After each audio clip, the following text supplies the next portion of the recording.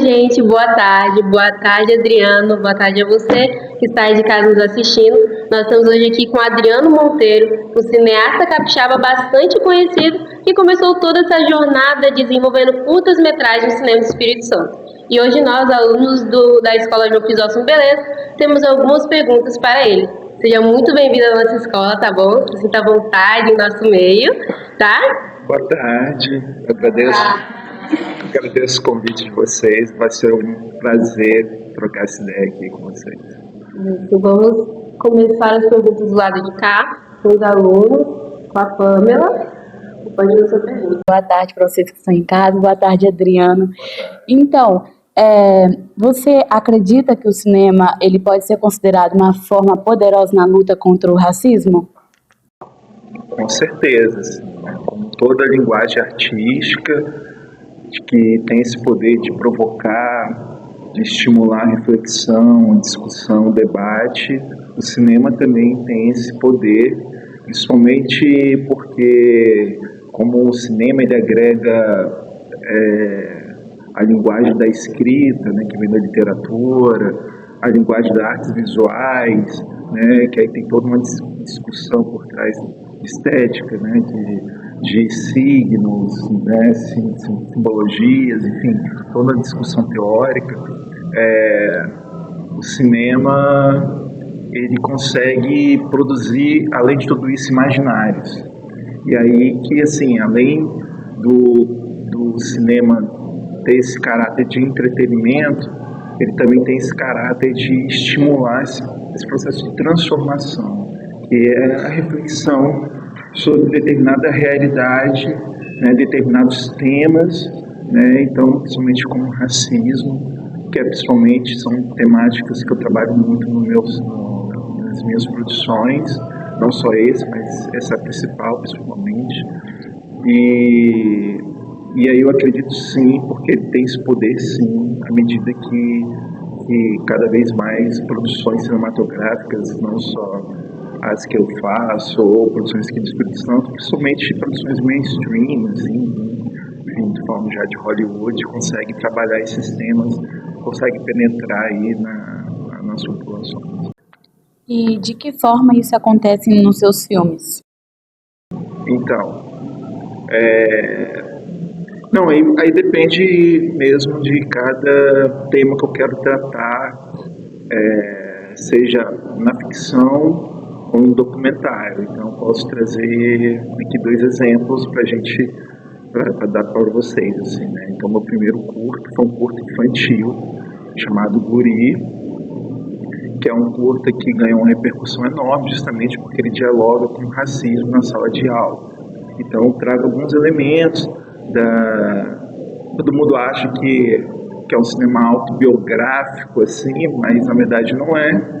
Eu trouxe elementos da minha experiência de infância, mas dialogando com outras experiências que a gente ouve, simplesmente era um período que eu estava na UFES ainda, e participava do NEAB, né, que é um núcleo lá de estudos afro-brasileiros, então eles trabalhavam muito a questão da educação na sala de aula, enfim, alunos como vocês, assim, como trabalhar as questões étnicas, raciais na sala de aula, então ouvi diversas histórias, né? E levei isso por filme, assim, né? Trabalhando isso com um personagem infantil que tinha um cabelo black power, e trabalhei isso no filme. E foi muito bacana, então foi um filme que serviu para trabalhar formação de professores. O filme, inclusive, foi trabalhado na pós-graduação da UFES, na pós-graduação da UFRGS,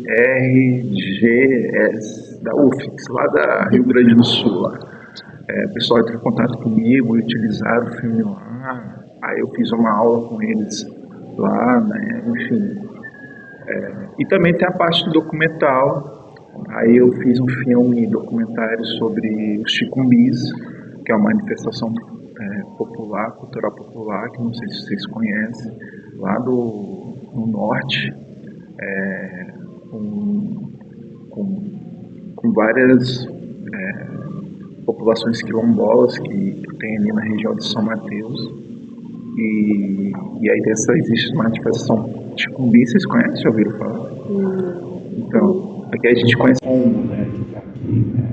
Mas existe a associação que existe somente aqui no Espírito Santo. Então, também é uma maneira de se trabalhar essa questão racial, do racismo, porque eles passam por um processo de demarcação de terra, de território, de grandes empresas que estão tomando os territórios deles. Então, tem toda uma discussão política, né, por trás do filme. Então, assim, a gente vai trabalhando de diversas formas. Então, Adriano, todos nós temos como inspiração algo ou alguém. Eu gostaria de saber o que te inspirou, né? O que te levou a seguir essa carreira como roteirista e se teve alguma coisa assim, na sua trajetória de vida que inspirou o seu modo de escrever. Roteirista e diretor. Roteirista e diretor de cinema. Isso é complicado porque, assim, como pelo menos a minha geração assim, cresceu nos anos 90, nos anos 2000, a gente sempre sonhou em ser jogador de futebol, né? Assim, né? Principalmente na minha realidade ali, né? Cresci em Vila Velha, periferia ali, de Guaranhuns ali e tal. Essa coisa de ser o cineasta foi algo inimaginável, assim, algo inimaginável.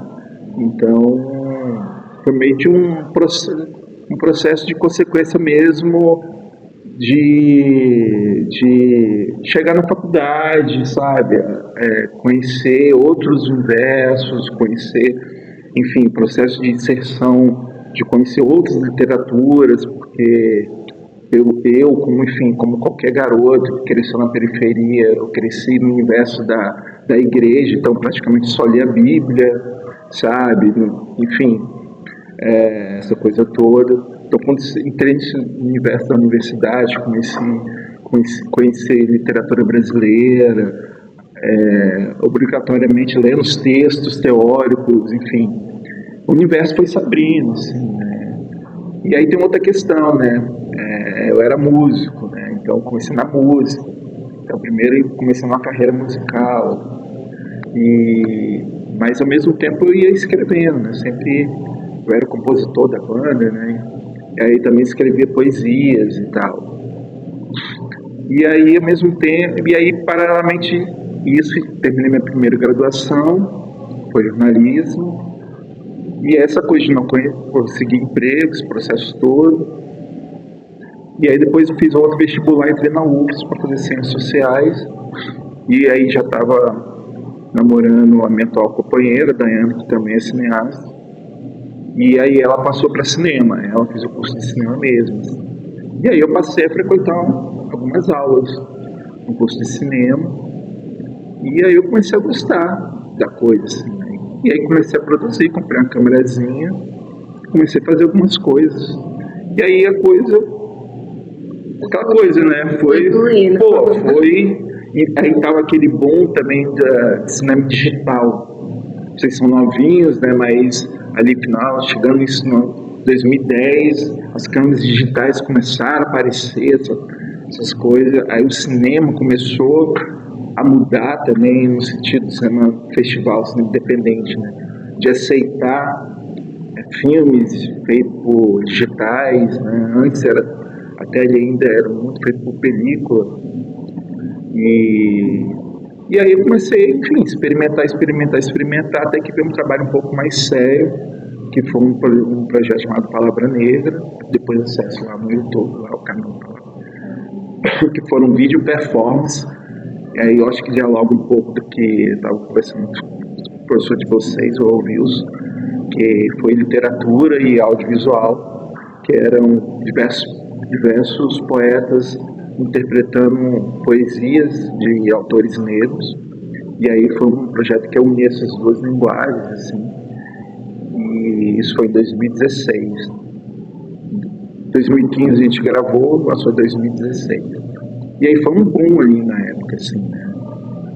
E foi um dos primeiros canais também que experimentou isso. Hoje já tem vários projetos semelhantes, assim. E aí dali a coisa foi, assim. Dali a coisa foi, me aprofundar, me profissionalizar. Já tinha saído da banda.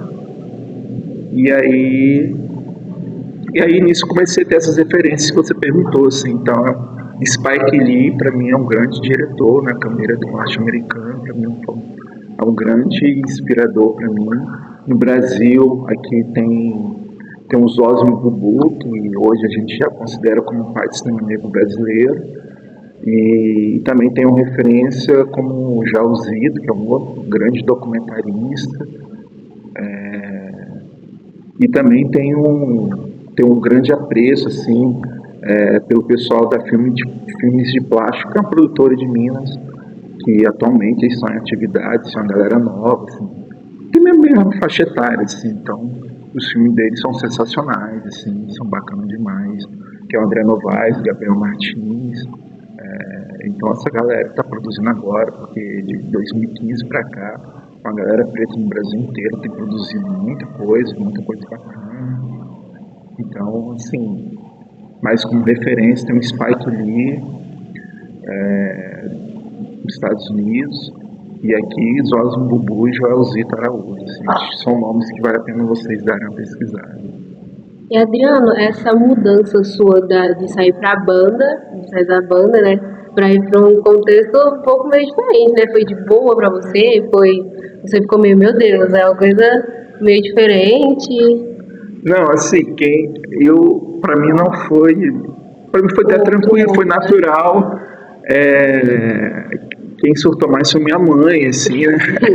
Porque aquela coisa, pô, meu filho não trabalha, não vai caçar o trabalho, essa coisa de encarar o campo artístico, não levar o campo artístico como algo profissional, como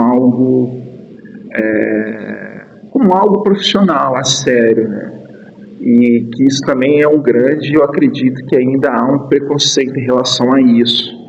E eu sempre me entendi enquanto artista, né? E nesse sentido, sempre busquei me profissionalizar. Já fiz diversos cursos, diversas formações, além da minha formação acadêmica e tal. E eu vi que na música assim, não estava rolando, assim, né? Ainda mais no contexto de banda, que é bem complicado, assim, né? Você tem que se lidar com várias pessoas ali e tal. E aí foi mais nesse sentido que eu vi, eu avaliei que a banda não vai virar. E no cinema, enfim, embora você trabalhe com a equipe enorme, mas você escreveu ali seu roteiro, escreveu no edital e ganhou o seu projeto, o projeto é seu, você ganhou a tua grana, entendeu? E foi isso que meio que aconteceu, assim, com o Palavra Negra, que foi o meu primeiro projeto. E aí eu vi, cara, eu acho que esse é o caminho que eu vou seguir, assim, essa foi a virada de chave. Também foi o momento que eu entrei no mestrado também, né, então estava paralelamente levando uma vida acadêmica, que eu achei também que eu ia enveredar esse caminho da pesquisa acadêmica, só que aí eu bateu mais forte, assim, no sentido de acreditar no caminho da carreira artística, fazer esse investimento, que é um preço que eu pago até hoje, porque não é fácil, mas vale a pena, assim, depois você vê o trabalho pronto, você vê recompensador demais, assim, né? Gratificante, assim. Então, Adriano, o que significa para você, como cineasta capixaba, produzir cinema negro no contexto cultural e social no Espírito Santo? Então, aqui no Espírito Santo é complicado. É complicado, assim, vou tentar sintetizar, porque sinceramente daria um TCC, uma dissertação de mestrado. Não, é complicado porque aqui, segundo os dados do IBGE, a gente já tem uma população negra maior do que branca. A gente já bate quase 60% de população negra. Porém, há um imaginário, aí já aprofundando, assim, para tentar ser mais didático, assim, existe um discurso, principalmente midiático, que aqui é a terra da imigração, né? Da imigração italiana, imigração alemã, e outros aí, imigrantes, principalmente italianos. Se você chegar lá no arquivo público lá, você vai ver que tem uma aula toda sobre questão italiana lá e tal, assim. Tipo, nada contra, você entendeu? Mas não é a realidade social do Espírito Santo, assim, sabe? E nesse sentido, isso reverbera nas outras camadas sociais da nossa realidade, assim. Então, quem está no poder no Espírito Santo são os brancos, né, de maneira geral, né? Quem governa, quem está no judiciário, enfim, são os brancos, assim. E isso vai passando para baixo, assim, e acaba criando-se um imaginário que acaba poluindo essa consciência, até mesmo nós. Então isso já, enfim, há vários teóricos que vão explicar isso assim de maneira mais profunda, isso que eu estou querendo dizer. Então, no Espírito Santo existem poucos realizadores negros, assim, de uma maneira geral, porque é um campo artístico muito caro, não é barato, é muito caro. A formação, tem a formação hoje aqui no estado, que é a formação técnica, que é o Vasco Coutinho, que é uma porta de entrada, e tem a formação na UFES. Mas mesmo a formação na UFES, ela depende que você tenha seu dia disponível, porque geralmente os exercícios são durante o dia, exercícios práticos, né? E mesmo ali a universidade oferecendo alguns equipamentos e tal. Então são caros, assim, até mesmo que entra por cota e tal. Então temos poucos profissionais negros, assim, né? Então quando eu faço um projeto, eu sempre procuro privilegiar profissionais negros, mas é complicado, porque a gente não consegue atender determinados setores que a gente gostaria, né? E até mesmo na hora de formar, assim, digamos, vamos formar aqui um quilombo de cinema, de cineastas negros e tal. Até para formar esse quilombo é complicado, porque a galera não quer se juntar, porque não pode se queimar com a galera branca, porque a galera branca não vai me dar emprego no próximo filme. Então, assim, até para criar um enfrentamento com a galera que está no poder, a galera já não quer se juntar, entendeu? Assim, então, sabe? Então, não é complicado. É bem diferente do contexto de Rio, São Paulo, Bahia e tal, que já tem uma galera mais ativista, uma galera que vai para cima, uma galera que vai para o enfrentamento, né? Então, é bem complicado nesse sentido, assim. Então, enfim, tá aí na esperança de que mais galera preta se envolva no processo, acredite, até porque vagas de emprego estão se ampliando, o mercado aqui no Espírito Santo, nesse momento, é um mercado que está crescendo muito, não só de atores, mas também de profissionais por trás das câmeras, em todas as áreas, principalmente do som, né? A gente está falando sobre o som aqui. Então tá faltando profissionais, então a gente espera que esses profissionais negros possam, enfim, ocupar mais espaço, porque a gente está mesmo formando um quilombo cinematográfico preto aqui no Espírito Santo. Então, todo criador tem seu jeito de trabalhar, né? E nós gostaríamos de saber se você tem algum ritual ou processo que você segue quando está no processo de criação do seu roteiro e como funciona, sabe? Funciona.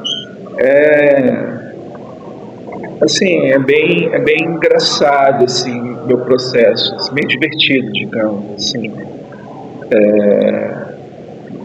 Divertido e às vezes também não tão divertido, mas eu falo divertido às vezes porque uma frase que eu ouço no boteco, às vezes eu sempre anoto, eu tenho um bloquinho aqui de anotações, né? Porque é isso, assim, todo escritor, todo cineasta, roteirista principalmente, assim, já vi em palestra, workshop que eu fiz, né? Falo muito disso, você anotar suas ideias, e vi um escritor falando de anotar essas coisas, porque pode virar diálogo, pode virar ideia e tal. Eu tenho aqui também o meu blog de anotações, Então surge muito disso, assim, às vezes eu ouço uma coisa, eu anoto, depois isso pode virar um diálogo, mas às vezes vira uma ideia, e aí eu vou pesquisar sobre isso, e aí a coisa vai surpreendendo, né? Porque a base de qualquer roteiro de ficção, roteiro de documentário é a pesquisa, né? Porque vai te trazer um tema, e aí você vai se aprofundando e às vezes essa pesquisa vai te surpreendendo pelas informações que isso vai te trazendo.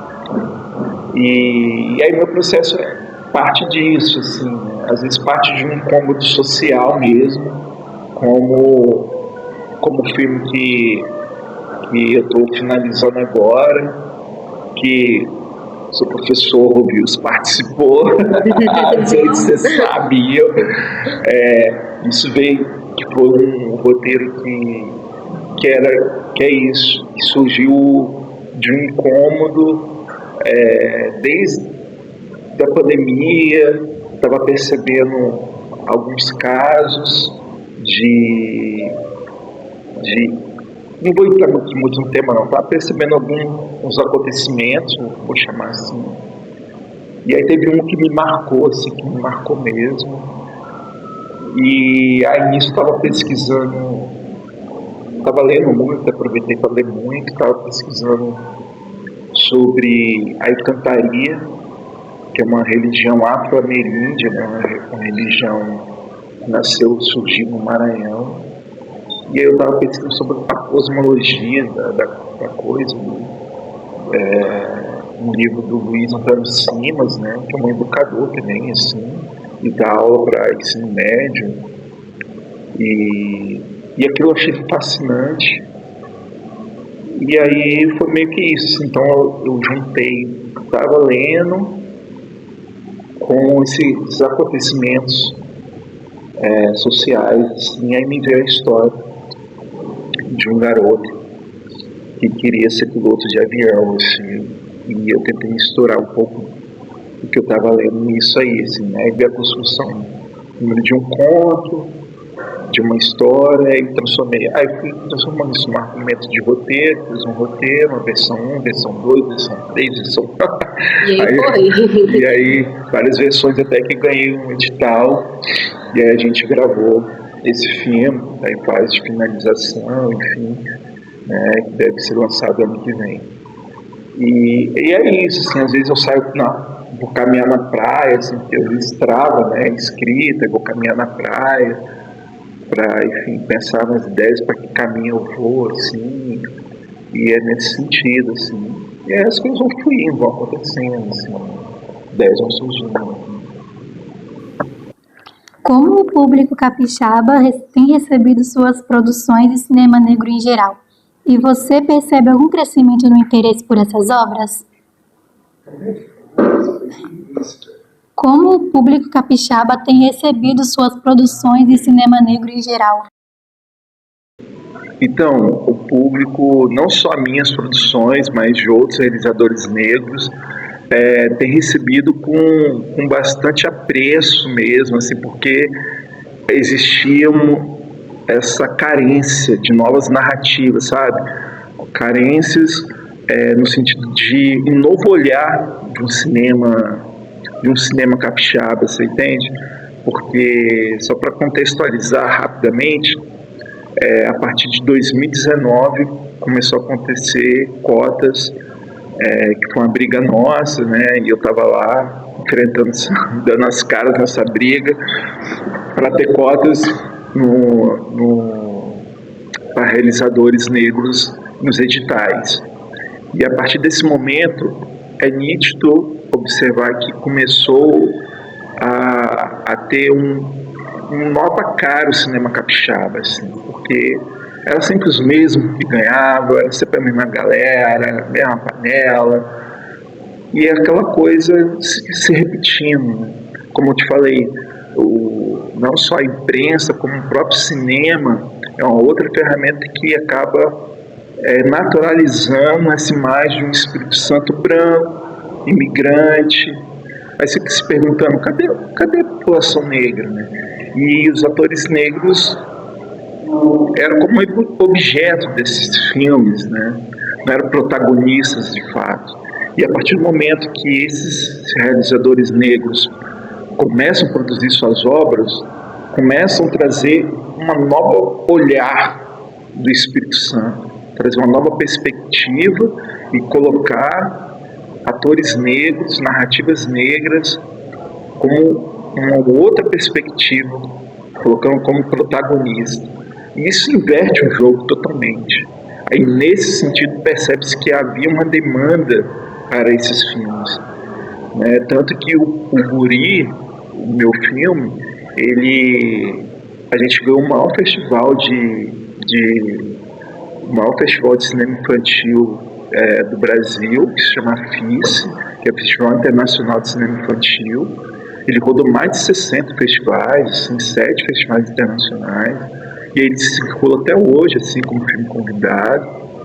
E aí eu posso dar exemplo de outros filmes de outros colegas cineastas negros que tiveram filmes em festivais importantes, como Roterdã, na Holanda, enfim, filmes que rodaram pelos Estados Unidos, enfim, foram produzidos aqui no Espírito Santo e ganharam prêmios no Brasil inteiro. Teve um filme capixaba de um colega nosso que no ano passado ganhou o melhor curta de Gramado. Isso não acontecia há mais de 20 anos aqui no filme do Espírito Santo ganhar um prêmio em Gramado, que é um dos maiores festivais do Brasil, né? Então, um filme de realizador negro. Então, para você ver como que havia uma demanda de trazer um novo olhar, uma nova perspectiva narrativa sobre esses filmes aqui no Espírito Santo. Então, a recepção está sendo boa, a demanda é cada vez mais crescente, não só negra, periférica, feminina, transgênera, de mulheres, enfim, trazer novos olhares para essas produções. Adriano, a representatividade é muito importante, né? Como você traz isso para seus roteiros e como você se sente tendo a responsabilidade de contar sobre personagens negros? Então, assim, fazer cinema, você tem que ter consciência que é um fazer político, assim, né? Toda arte é uma arte política, sabe? Então, eu particularmente, eu tenho essa consciência de que se eu tenho essa responsabilidade de construir uma história,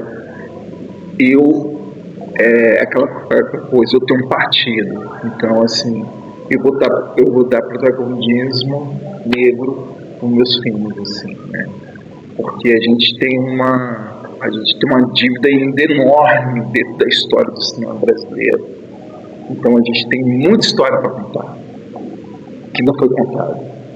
E foi parte dessa história que foi contada por mãos de outras pessoas que precisam ser recontadas. Então, acho que a minha responsabilidade é essa, assim, ir reparando um pouco dessas histórias que não foram contadas ou recontá-las sob o nosso olhar, sob nossas perspectivas, como muitos outros cineastas negros e negras estão fazendo aí pelo Brasil afora, assim, né? Estão trazendo, estão recontando essas histórias, assim, né? Então é mais ou menos um pouco disso, assim. Então, Adriano, em sua opinião, como o cinema negro capixaba pode contribuir para a valorização da cultura afro-brasileira no Espírito Santo? Nossa, ela pode agregar muito, assim, né? Como eu disse, assim, né? Eu fiz um documentário sobre o Ticumbi.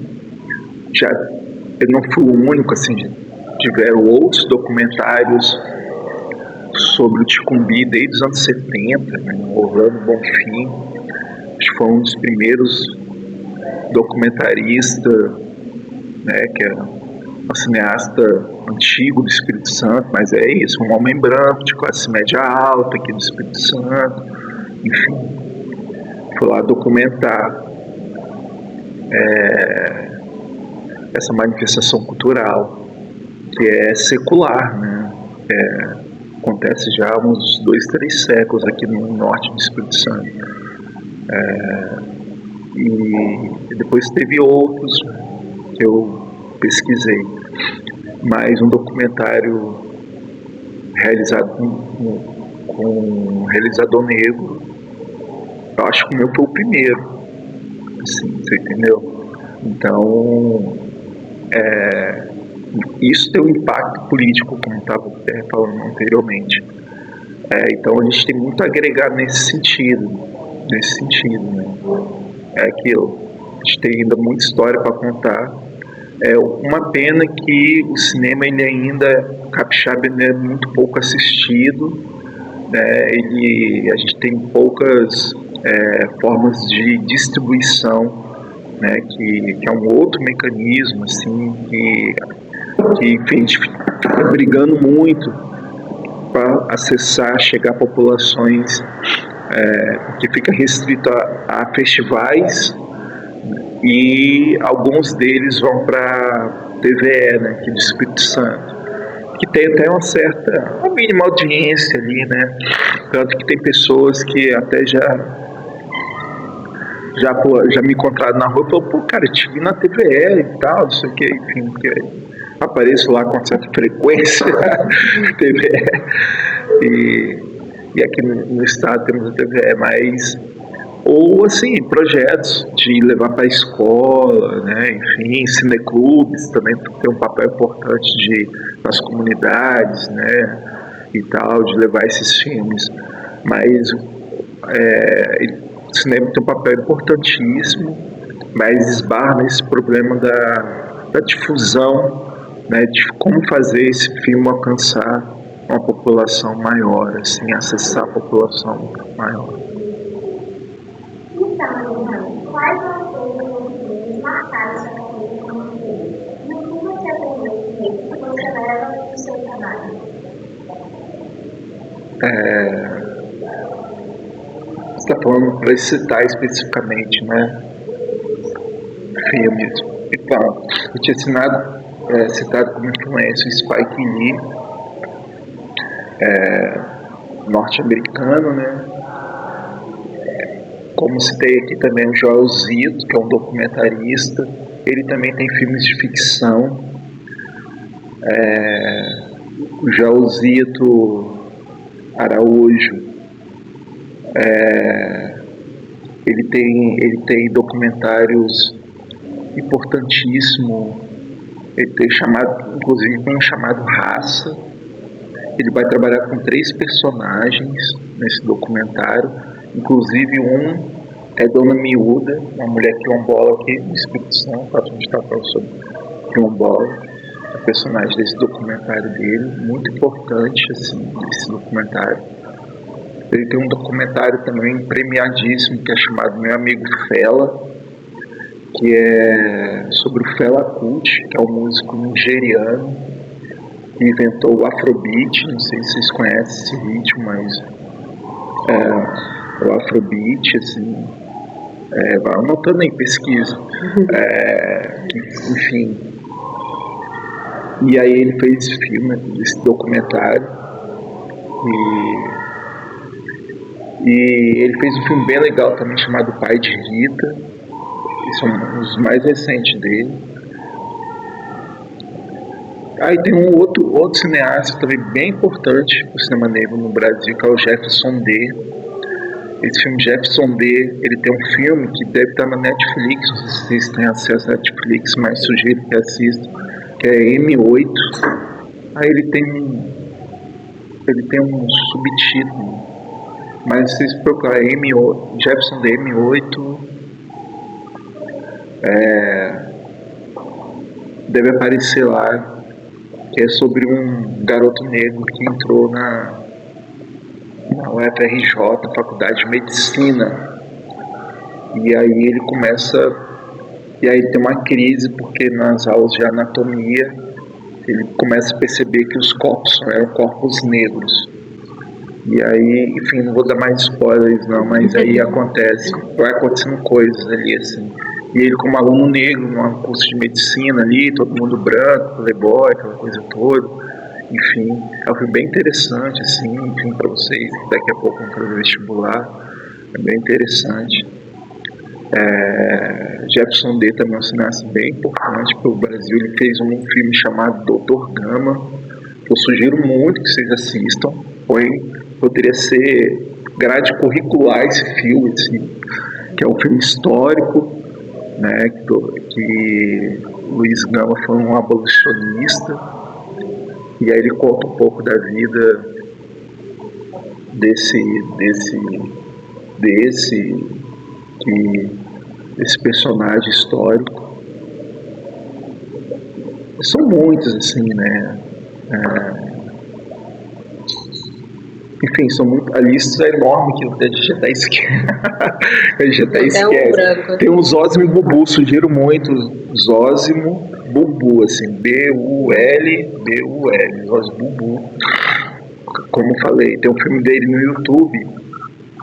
Eu até anotei aqui, uma das anotações que eu fiz aqui foi que é chamado Alma no Olho, que é o filme que a gente determinou, assim, né, os críticos entraram em consenso que é como se fosse ali o nascimento do cinema negro brasileiro. É um filme, é um curta, né, de acho que 12, 13 minutos, 15 minutos. É um filme performance ali, e dos anos 70, que é ele atuando ali, ele dirigiu, atuou, enfim. Sugiro que vocês assistam, assim, pra vocês terem essa experiência, assim, que é um filme diferente, um filme experimental. E aí, Zósimo Bubu, essa figura importante também, tem um documentário chamado Abolição, que eu acho que deve ter no YouTube também. Ele lançou ali em 1988, né, que comemorava, entre aspas, 100 anos da abolição, né, então também acho que vale a pena assistir para trazer essa reflexão sobre o processo de 13 de maio. E o Zósimo Bubu tornou-se essa figura importante para o cinema negro brasileiro, só para complementar que nesse atual momento está acontecendo o festival Encontros Zósimo Bubu, Brasil, África e outras diásporas, porque ele criou o primeiro festival de cinema negro do Brasil, que ele chamou de Encontro, porque para ele essa palavra festival tinha uma conotação de disputa, né? Porque festival tem isso, né? Da premiação, essa coisa toda, né? E aí no evento dele não tem prêmio, não tem premiação, e chamou de Encontro, que era isso, assim, né? Que era o momento dos cineastas negros ali se ir para o evento para encontrar, dialogar, trocar ideias, criar formas de conseguir mecanismo de patrocínio para fazer seus filmes e tal. E está acontecendo exatamente nesse momento no Rio, assim, e enfim, gostaria de estar lá também, assim. mas assim, tive a honra de ter 2 filmes que circularam lá no festival, e é um festival sensacional, assim, e vale a pena um dia vocês conhecerem. Então, você já enfrentou alguma dificuldade relacionada ao financiamento de projeto voltado ao cinema negro, e como essas questões impactam na produção? Eu não diria, assim, especificamente voltado ao cinema negro, assim. A dificuldade seria mesmo de conseguir financiamento perene para a gente, assim, emendar um projeto no outro. Você termina um projeto, já começar outro, assim. Porque hoje já se discute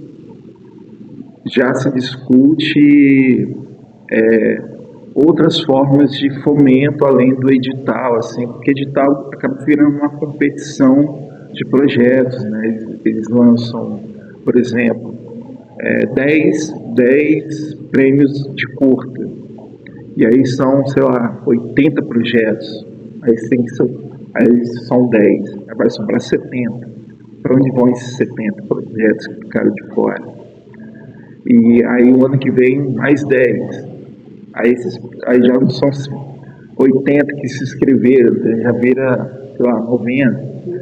Aí fica essa competição, fica essa... Então você tem que... esse projeto tem que ser muito competitivo, tem que estar muito perfeito ali para você, tipo, ir ganhando ano a ano, para você manter uma empresa. Que é isso, tem que abrir uma empresa, aí tem todos os gastos tributários, tem contador, tem todo um rolê enorme por trás, administrativo, para você manter sua empresa, para você estar apto a participar dos editais, né? Então, essa é mais a dificuldade, assim, né, de participar.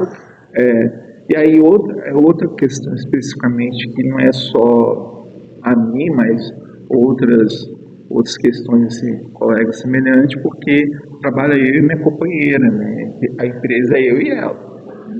Então, a gente tem que fazer projeto, aí o projeto contemplado, a gente tem que coordenar, sei lá, 20, 30 pessoas, dirigir o filme, aí depois tem a pós-produção, aí depois já os editais já abrem, a gente já tem que pensar em projetos novos, todo rolê, tudo ao mesmo tempo, às vezes 2 projetos ao mesmo tempo, igual agora estou entrando em pré-produção de outro projeto em gravação, mas eu já estou pensando em projetos novos, que os editais já vão abrir, então assim, é todo um rolê, porque é isso, assim, né? A gente, infelizmente, não tem condição de pagar funcionário, essa coisa eu estou funcionário, é salário mensal, a gente recebe por projeto, assim, é uma outra dinâmica de trabalho que a gente vive, né? Então, até nisso a gente tem que, né, meio que rebolar para sobreviver, assim, né? Essa mandinga da galera para sobreviver e tal, é um outro rolê. Como você vê a evolução do cinema brasileiro com a inclusão de vozes negras? Como você vê a inclusão do cinema em vozes negras? Então, a inclusão é isso, é sempre positiva e por isso vem causando grandes tensões, assim, né, nos últimos anos, essa inclusão, assim, né, como eu falei, desde 2000, se for colocar uma data, assim, específica, dos últimos 10 anos para cá, que essa inclusão, ela começou a surgir, mas com um movimento também de entidades e movimentos sociais tensionando para que essas vozes fossem inseridas, começou a rolar tensão, porque a galera que está no poder está lá ocupando espaço, não quer perder espaço, né? E um reflexo disso é que recentemente um ator conhecido aí, Thiago Pagou, sobrenome assim, Thiago Pagou, sei lá, algo assim, deu uma declaração dizendo que não há mais espaço para homens héteros brancos nas novelas. Deu espaço assim dentro, né? E aí deu uma entrevista para a Folha de São Paulo. E aí você vê um cara deles falar um absurdo desse. Assim, se olhar para a Globo agora, não vejo novelas, vejo as propagandas da novela, mas tá lá o Chay Suede lá, sendo protagonista da novela. Inclusive é capixaba esse cara. E então, cara, assim, você vê que há um incômodo dessas pessoas ao ver protagonistas negros, novelas, né, tanto mulheres. E antes disso, teve também, um caso foi bizarro, mas se eu falo bizarro, desculpa, gente, não tem como não rir, assim, né? Mas vida bizarrice. Mas antes dessa declaração dele, teve uma mulher que foi repórter do Sport TV também, ela disse que foi mandada embora, ela foi enrolando a resposta até que ela soltou e foi embora, porque entrou uma repórter negra de cabelo cacheado. Então, assim, você vê que tá rolando já o incômodo, e eles não aguentam até que eles vai e bota para fora o seu racismo lá, sabe? Porque é isso, assim, ao mesmo tempo que as pessoas pretas estão sendo inseridas no mercado de trabalho, está rolando um incômodo da galera branca que está perdendo seu espaço de privilégio aí, que teve aí há mais de 500 anos aí, desde que eles invadiram esse território. Então, Adriano, como foi sua trajetória sendo um roteirista negro no cinema brasileiro? E como foi os seus desafios que você já enfrentou? Desafio é você ser um preto periférico e tá entrando no meio que ele é um setor, um campo, né?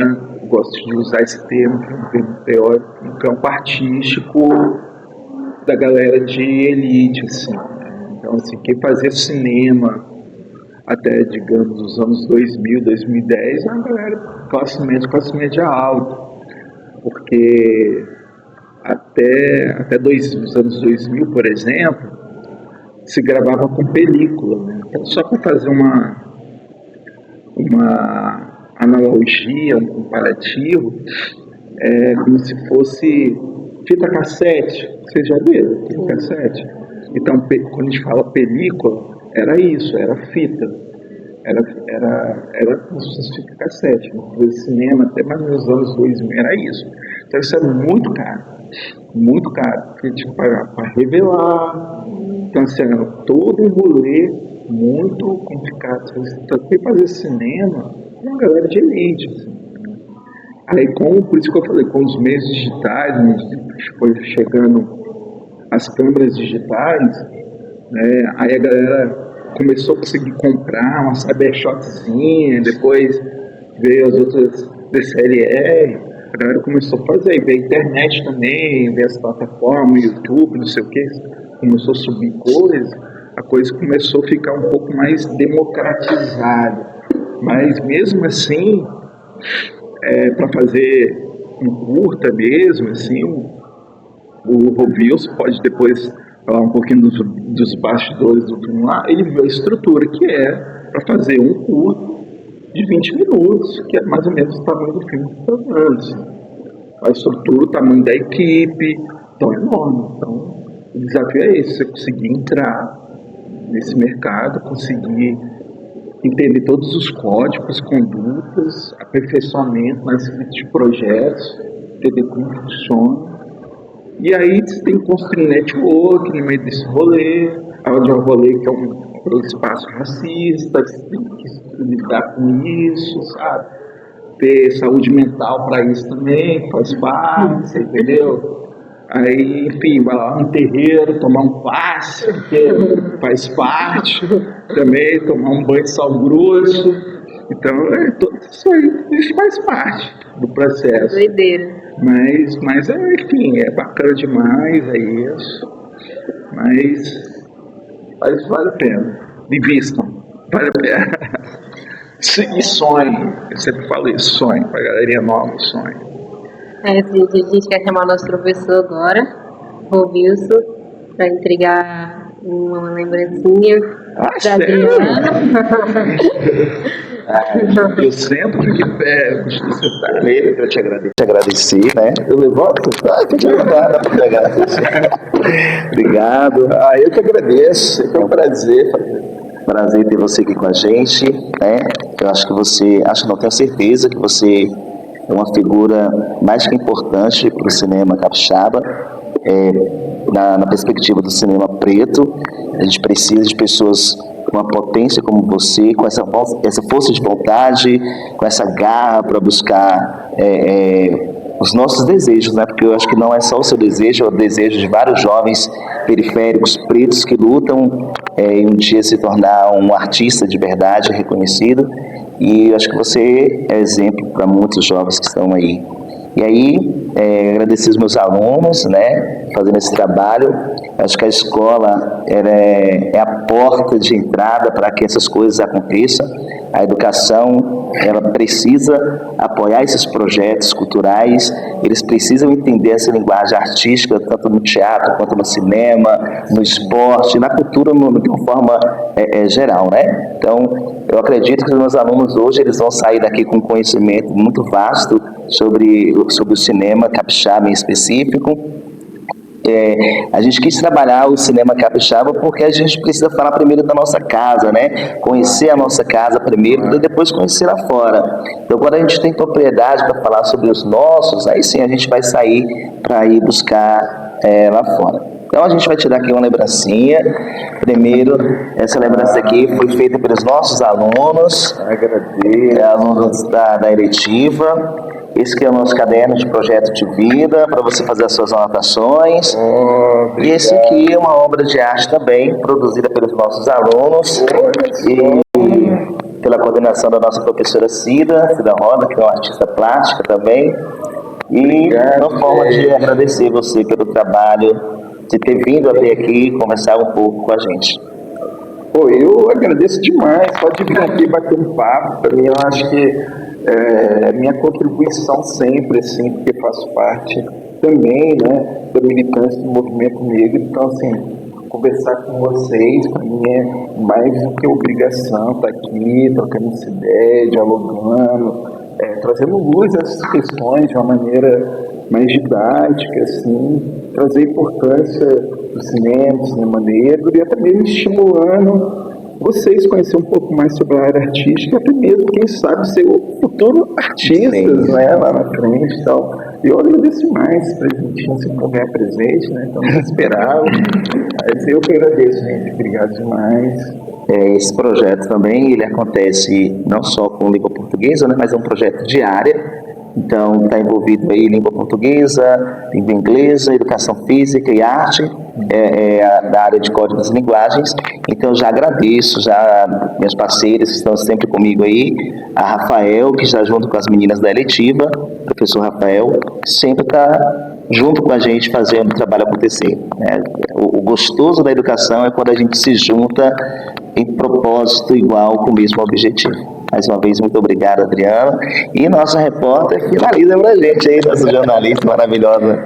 Gente, muito obrigada, Adriana, por poder ter aceitado o nosso convite, poder ter vindo aqui e ter nos esclarecido bastante coisa. Vamos sair daqui com a mente bem, né, ampla. E é isso, gente. Acabou o nosso programa por aqui. Um beijo e até a próxima.